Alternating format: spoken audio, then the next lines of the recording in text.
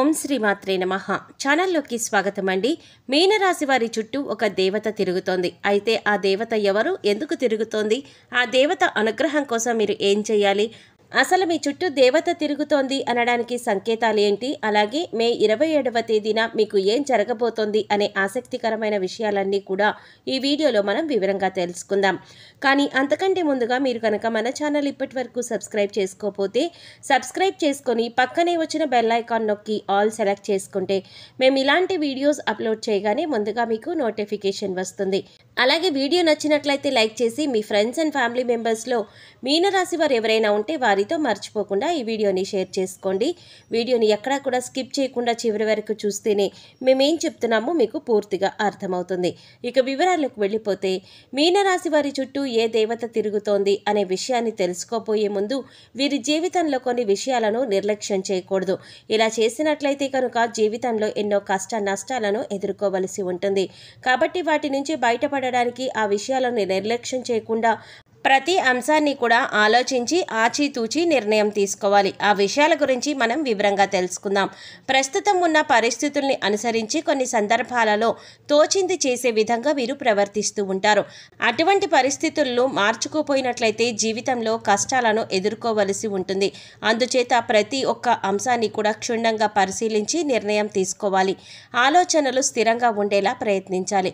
ఒక నిర్ణయం తీసుకుంటే దానికి ఖచ్చితంగా కట్టుబడి ఉండాలి. ఈ అంశంలో మీరు మీ ప్రవర్తనను మార్చుకుంటే కనుక జీవితాన్ని ఆనందదాయకంగా మార్చుకోవచ్చు. ఈ రాశి వారికి జీవితంలో ఒడిదుడుకులు ఎక్కువగా ఉంటాయి. అలాగే అధికంగా శ్రమించి తమ బాధ్యతలను నిర్వహించి ఉన్నత స్థితికి చేరుకుంటారు. ఈ రాశి వారికి మంచితనం, మానవత్వం అధికంగా ఉంటాయని చెప్పుకోవచ్చు. ఇతరులు కష్టాల్లో ఉంటే ఖచ్చితంగా ఏదో విధంగా సహాయం చేయాలి అని అనుకుంటారు. వీరి దగ్గర ధనం లేకపోయినా ఎదుటి వారు కష్టాల్లో ఉంటే మాత్రం సహాయం చేయడానికి ప్రయత్నిస్తారు. ఈ రాశివారు న్యాయం అనేది ఎవరికైనా ఒకటే అనే ఆలోచనను కలిగి ఉంటారు. అందుకే మీకు ఎలా న్యాయం జరగాలి అని కోరుకుంటారో అలాగే ఎదుటివారికి కూడా వారు నిజాయితీ పరులైన వారికి ఖచ్చితంగా న్యాయం జరగాలి అని కోరుకుంటారు. ఈ గుణం కారణంగా ఎదుట వ్యక్తులు మీకు ఆకర్షింపబడతారు. ఎప్పుడూ కూడా ప్రశాంతంగా ఉంటూ జీవితాన్ని ఆనందంగా గడపడానికి ఎక్కువగా ఇష్టపడతారు. ఎదుటి వాళ్ళు కష్టాల్లో ఉంటే సహాయం చేయడానికి ముందుంటారు. కొద్దిగా సహాయం చేయడానికి మీకు కష్టమైన పరిస్థితులు ఎదురైనా కూడా ఇష్టంగా సాయం చేయడానికి ముందుంటారు. ఈ రాశి వారు ఎదుటివారిని చాలా తేలిగ్గా నమ్మేస్తారు. కానీ వారు మిమ్మల్ని మోసం చేశారని తెలిస్తే లేదా వారికి మోసపూరితమైన ఆలోచనలు ఉన్నాయని తెలిస్తే మాత్రం వారిని దూరం పెడతారు. అది బంధువులు కావచ్చు, మిత్రులు కావచ్చు, ఎవరైనా సరే వారిని దూరం పెట్టడానికి వెనుకాడరు. ఒకవేళ నమ్మిన వారి చేతిలో మోసపోయాము అని తెలిస్తే కూడా మీరు ఎక్కువగా రియాక్ట్ అవ్వరు. కానీ వారిని మాత్రం శాశ్వతంగా దూరం పెడతారు. అలాంటి మీకున్న లక్షణాలు మిమ్మల్ని అందరిలో కంటే కూడా ప్రత్యేకంగా నిలబడేలా చేస్తుంది. ఈ రాశి వారికి బాల్యంలో కష్టాలు అధికంగా ఉంటాయి. అలాగే యవ్వనంలో కూడా కుటుంబాన్ని వదిలేసి దూరం ఉంటూ తమ బాధ్యతలను నిర్వహిస్తూ కెరీర్ని డెవలప్ చేసుకోవలసిన పరిస్థితులు కూడా మీకు ఏర్పడతాయి. స్నేహితుల్ని, సన్నిహితుల్ని, బంధువుల్ని వదిలి కొంతకాలం దూరంగా ఉండవలసిన పరిస్థితులు కూడా వస్తాయి. ఇబ్బందికరమైన కుటుంబ పరిస్థితులు కొంతకాలం ఎదురవుతాయి. ఈ సమయంలో మీరు నమ్మిన వ్యక్తుల చేత మోసపోయే అవకాశం కూడా కనిపిస్తోంది. అందుచేత ఎవరు మనవారు, ఎవరు పరాయివారు అని గమనించాలి.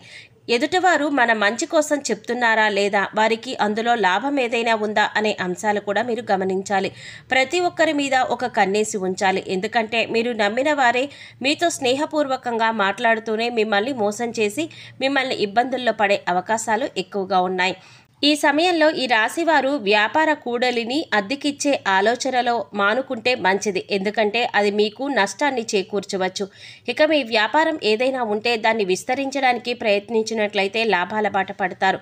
అలాగే వ్యాపారంలో ఎప్పుడూ అనుభవజ్ఞులను, భాగస్వాములను చేర్చుకోవడానికి ప్రయత్నించండి. మీకు ఏదైనా సహాయం కావాలంటే అది చిన్నదైనా పెద్దదైనా కుటుంబ సభ్యుల యొక్క సలహాలు అలాగే వారి సహకారం తీసుకోవడానికి ప్రయత్నించండి. అలాగే ఈ సమయంలో మీరు డబ్బుని అప్పుగా ఇచ్చినా తీసుకున్నా కూడా వాటికి సంబంధించిన పత్రాల గురించి చాలా జాగ్రత్తగా ఉండాలి. ఎందుకంటే ఈ సమయంలో మీకు షూరిటీ సంతకాల విషయంలో ఇబ్బందికరమైన పరిస్థితులు కనిపిస్తున్నాయి. అయితే డబ్బులు ఇచ్చిపుచ్చుకునేటప్పుడు పత్రాలను జాగ్రత్తగా చూసుకుంటే కనుక ఎటువంటి ఇబ్బందులు ఉండవు. ఇక ఈ సమయంలో ముఖ్యంగా ఈ రాశి వారి చుట్టూ ఒక దేవత తిరుగుతోందనే చెప్పుకోవాలి. దీనికి గల కారణం మీరు ఇతరులకు నిస్వార్థంగా సహాయపడే విధానం కావచ్చు, లేదా మీరు నిష్కల్మషమైన మనసుతో అమ్మవారిని పూజించే విధానం కావచ్చు, మీ దయాగుణం దానగుణం కావచ్చు. వీటి కారణం చేత అమ్మవారు ప్రసన్నమై మీ వెనకాలే ఉండి మిమ్మల్ని నడిపిస్తున్నారు. అందుచేత ఈ రాశివారు ఎదుటివారితో మాట్లాడేటప్పుడు కానీ, ఎదుటివారికి సహాయం చేసేటప్పుడు కానీ చాలా నిర్మలమైన మనసుతో చేయాలి. అమ్మవారికి కోపం తెప్పించే విధంగా మీరు ప్రవర్తించకూడదు. మీ దగ్గర లేని వ్యక్తుల గురించి మీరు తప్పుగా మాట్లాడకూడదు. కష్టాలలో ఉన్నవారు మీ వద్దకు వస్తే ఈ సమయంలో వారికి లేదు అనకుండా మీకు వీలైనంత ఎంతో కొంత సహాయం చేయండి. మంచితనం, మానవత్వం వదులుకోకుండా ప్రవర్తించండి. ఇంటిని పరిశుభ్రంగా ఉంచుకోవడానికి ప్రయత్నించండి. అమ్మవారి కరుణ కటాక్షాలను పొందుతారు. ఇల్లు వాకిళ్ళు శుభ్రంగా ఉంచుకున్నట్లయితే లక్ష్మీదేవి తిష్ట వేసుకొని కూర్చుంటుందని పెద్దలు చెప్తారు. అలాగే ఇంటిని శుభ్రం చేసుకున్నాక ఇంట్లో సుగంధ ద్రవ్యాలతో ధూపం వేయండి. ఇలా చేయటం వల్ల అమ్మవారి ఆశీస్సులు మీపై ఎల్లప్పుడూ ఉంటాయి. అలాగే అమ్మవారు మీ చుట్టూ తిరుగుతోంది అని చెప్పుకోవడానికి సంకేతాలు ఏంటో ఇప్పుడు మనం తెలుసుకుందాం. ఇంట్లో ఎప్పుడూ కూడా సుగంధ పరిమళం వస్తున్నట్లయితే కనుక మీ ఇంట్లో దేవత తిరుగుతోందని అర్థం చేసుకోవాలి. తరచుగా ఇంట్లో పసుపు కుంకుమ వాసన వస్తున్నట్లయితే కనుక అమ్మవారు మీతోనే ఉందని అర్థం చేసుకోవచ్చు. అలాగే మీ ఇంట్లో తరచుగా గజ్జల శబ్దం వినపడుతున్నట్లయితే కూడా మీ ఇంట్లో అమ్మవారు ఉన్నట్లు అర్థం చేసుకోవచ్చు. ముఖ్యంగా రాత్రి సమయంలో గజ్జల శబ్దం వినబడుతున్నట్లయితే కనుక అమ్మవారు మీ ఇంట్లో తిరుగుతున్నారని అర్థం. మనసు ప్రశాంతంగా ఉన్నట్లయితే కనుక దేవత మీ వెనకాలే ఉండి మిమ్మల్ని అనుగ్రహిస్తోందని చెప్పుకోవచ్చు. ఎందుకంటే కొన్ని సందర్భాలలో కొంతమందిని చూసినట్లయితే ఎటువంటి ఇబ్బందులు కష్టాలు లేకపోయినా మనసు మాత్రం ఆందోళన పడుతూ ఉంటుంది. అలా కాకుండా కొంతమందిని చూసినట్లయితే ఎన్ని కష్టాలు ఉన్నా చాలా ప్రశాంతంగా ఉంటారు.